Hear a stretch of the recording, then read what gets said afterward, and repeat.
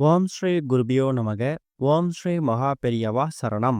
தலைமுடி அதிகமாக வளர அடர்த்தி அதிகமாக சொல்ல வேண்டிய மந்திரம். அதே மாதிரி இந்த ஒரு பொருளை நம்ம தேங்காய் எண்ணெயில கலக்கும் போது கண்டிப்பா அதுக்கான பலன் நிச்சயம் கிடைக்கும். அது என்ன பொருள், அது என்ன மந்திரம்னு பார்க்கறதுக்கு முன்னாடி நம்மளோட வீடியோஸை இப்போதான் நீங்க ஃபர்ஸ்ட் டைம் பார்க்குறீங்கன்னா மறக்காம சப்ஸ்கிரைப் பண்ணிக்கோங்க.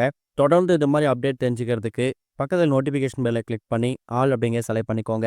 இப்போ தலைமுடி அதிகமாக வளர என்ன மாதிரி மந்திரத்தை பயன்படுத்தணும், என்ன பொருளை பயன்படுத்தணும் அப்படிங்கிற பற்றி தெளிவாக தெரிஞ்சுக்கலாம். இன்றைய தலைமுறையை சேர்ந்தவங்களுக்கு முடி உதுதல் பிரச்சனை அப்படிங்கிறது அதிகமாக இருக்கு.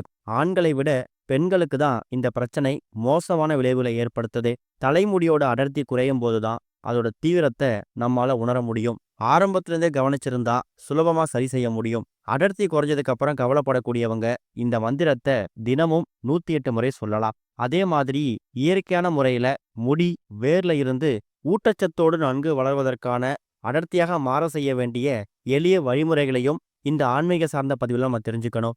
தலைமுடி அடர்த்தியா வளர்வதற்கு ஸ்ரீ தண்டாயுதபாணி கோலத்தில் இருக்கக்கூடிய முருகனை வழிபடலாம். தண்டம் அப்படின்னா தடி என்று பொருள். தடியை அல்லது ஈட்டியை ஆயுதமாக கொண்டுள்ளவர் தண்டாயுதபாணி. தண்டாயுதபாணி அப்படிங்கிறவரு நவபாஷானால உருவானவர். இவர் மொட்டை தலையோட உலக வாழ்வு நிரந்தரமற்றது அப்படிங்கிற தத்துவத்தையும் உணர்த்தக்கூடியவர். தினமும் 108 முறை ஓம் ஸ்ரீ தண்டாயுதபாணி நம இந்த மந்திரத்தை உச்சரிக்கணும். தொடர்ந்து இந்த மந்திரத்தை உச்சரித்து வர்றவங்களுக்கு ஆழ் மனதுல புதிய நம்பிக்கையும் நிம்மதியும் பிறக்கும். இதனால மன இறுக்கம், மன உளைச்சல், டிப்ரெஷன் இது மாதிரி விஷயங்கள்ல இருந்து வெளில வருவீங்க.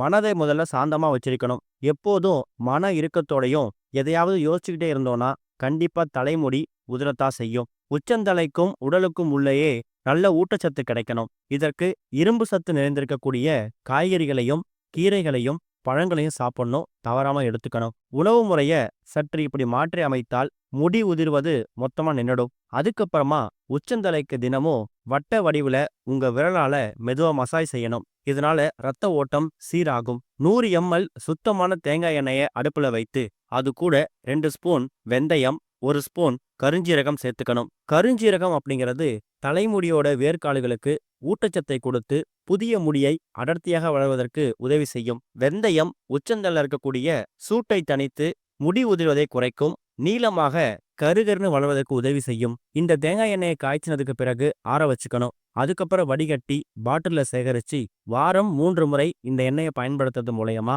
உச்சந்தலையில் இருக்கக்கூடிய சூடு தணிந்து முடி வளர்ச்சி அதிகமாகும். 5 நிமிடம் மசாஜ் செய்யணும். அதுக்கப்புறமா அரை மணி நேரம் கழித்து தலைக்கு சீயக்காய் போட்டு அலசிக்கலாம். ஷாம்பு பயன்படுத்தினா அதுல இருக்கக்கூடிய செயற்கை ரசாயனங்களால சில பிரச்சனைகள் வரலாம். இயற்கையாக பொடித்து வைத்திருக்கக்கூடிய சீயக்காயை பயன்படுத்தலாம். இது மூலயமா நிச்சயம் முடி அடர்த்தியாக வளரும். நம்பிக்கையோட 1-2 மாதங்கள் பண்ணி பாருங்க. கண்டிப்பா நல்ல பலன் கிடைக்கும். இந்த ஒரு பொருளை பயன்படுத்துவது மட்டும் இல்லாம ஓம் தண்டாயுதபாணி நம அப்படிங்கிற மந்திரத்தையும் உச்சரிக்கலாம். நம்பிக்கையோட பண்ணுங்க. நல்ல முன்னேற்றம் கிடைக்கும். ஓம் ஸ்ரீ குருபியோ நமக. ஓம் ஸ்ரீ மகா பெரியவா சரணம்.